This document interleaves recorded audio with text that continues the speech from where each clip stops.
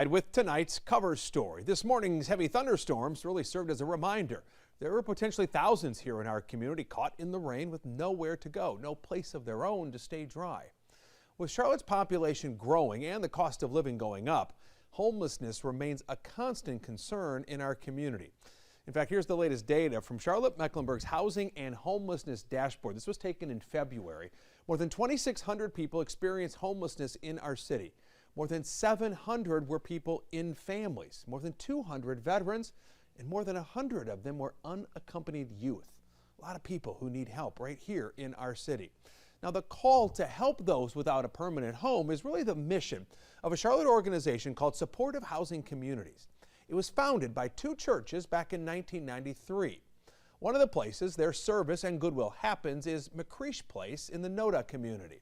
It was Charlotte's first permanent supportive housing complex. We toured the apartment building. It has 64 single rooms built with communal bathrooms and kitchens. It also has 26 one-bedroom units. The residents here haven't just struggled to find an affordable place to live. They've also battled some form of disability, a medical or mental health issue. Some have dealt with addiction. They help pay for their rent through a job or with a voucher, and they get help developing skills to live on their own. One of the greatest things that we want to do is equip our residents to be independent. McCreesh Place is an independent living apartment complex. And in tonight's cover story, we meet two women, each serving a critical role in this effort to help those who just want a place to sleep and call home. One is super volunteer Kathy Chestnut from Mecklenburg Community Church, who helped coordinate the remodeling of 7 kitchens, the first remodeling project at McCreesh in more than a decade. The other is Supportive Housing Communities Director of Development, Jessica Williams. Who am I that I don't care for the vulnerable? Who are we as a community if we have no sensitivity to the vulnerable? I think that's really important. So I was very convicted by that. The mission of Supportive Housing Communities is to provide permanent housing to alleviate homelessness and human suffering. I see people here, residents of this home particularly. If it wasn't for this place, where would they be? Yeah, they would either be living on the street or in shelters.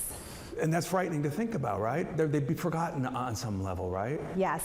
Here in Charlotte, 1% is affordable housing. So there's just not enough housing to help individuals and families who are in need. Our focus is on those who have experienced chronic homelessness, so meaning they've been homeless for at least a year. And also there is some underlying disability, whether mental or physical. So typically those who you see that are living on the street and are unsheltered, a lot of times someone may say, well, I don't want to give someone money because they're going to use it to purchase drugs or alcohol, or I don't know what they'll do with it. Well, essentially what we're saying is let's go ahead and take the first step and help someone find basic housing, because then we could go ahead and help them with other things. Obviously, to make all this go, you need volunteers, incredible volunteers like Kathy. What has she meant to the place here? Kathy has been amazing. You would never think that she's on staff at Meck Church, because I just found out she is.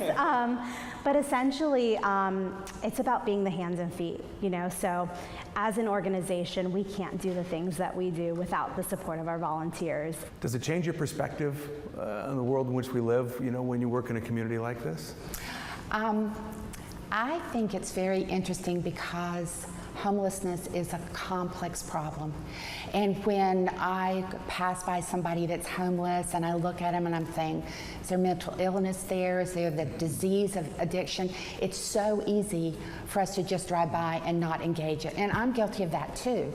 But I will say in this setting, I was able to use my gifts, my spiritual gifts, which are I am a cheerleader, you know, I'm a leader, I'm an administrator. So with those giftings, I'm able to come in here and I don't have to solve the problem of homelessness, but I can come in here and impact a lot of lives by what I did. We're always in need of volunteers. One of our biggest needs right now, I would say, is meals for our residents.